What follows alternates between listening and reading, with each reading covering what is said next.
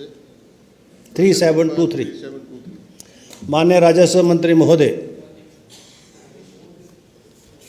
3723 सूचना सभा पटल पर रख दी गई है। मान्य इंद्रदत्त लखनपाल जी।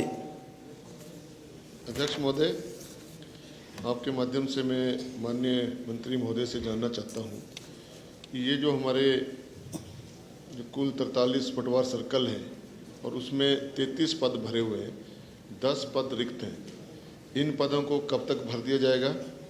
और जो हमारे यहाँ पर अंशकालीन कर्मचारियों के जो 43 पद हैं उनमें 31 भरे हुए हैं, 12 पद रिक्त हैं। तो जो रिक्त पद हैं इनको कब तक भरा जाएगा?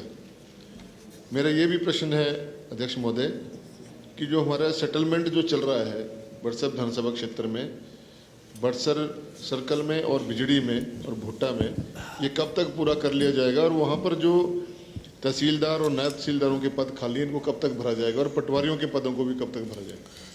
माननीय मंत्री महोदय। अध्यक्ष महोदय, ये माननीय सदस्य ने सही फरमाया कि पटवारियों की बहुत ज़्यादा पोस्टें हमारी खाली है और ये खाली जो है पिछले 2-3 साल में नहीं हुई। पिछली जो सरकार थी उन्होंने कोई भी पटवारी की जो है भर्तियाँ नहीं की। इस बार जो है 645 पटवारियों की भर्ती के लिए जो है कैबिनेट से स्वीकृति मिल गई है। हमने चयन आयोग को भी भेज दिया है और शीघ्र ये भर्तियाँ की जाएगी और उसके बाद ये पद जो है भरे जाएंगे।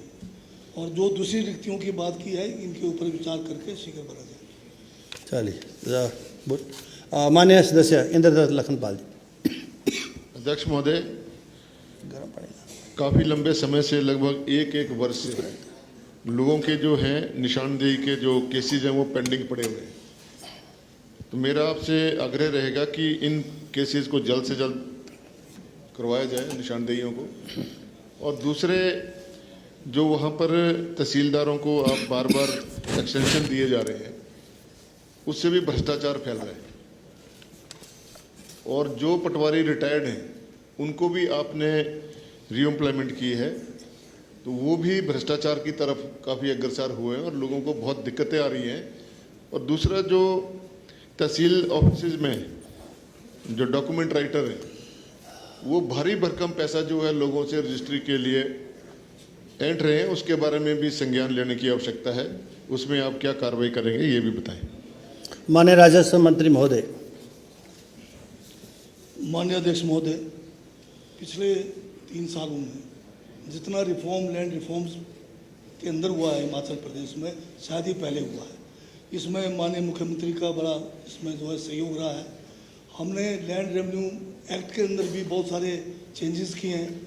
जैसे माननीय सदस्य ने फरमाया कि डिमार्केशन का जो है लंबे समय से जो है लोगों को इंतज़ार करना पड़ता है, तो हमने एक समय सीमा किया हुआ है कि एक तहसीलदार जो है कितने 6 महीने के अंदर अगर डिमार्केशन नहीं करता है या 3 महीने जो हमने निश्चित किया है, तो उसके बाद उनको सिर्फ एक और विंडो है कि वो लिख सकते हैं कि भाई मुझे फलाना कारण से नहीं हो पाया, अन्यथा उनके ऊपर जो है कार्रवाई करने का भी प्रावधान कर दिया।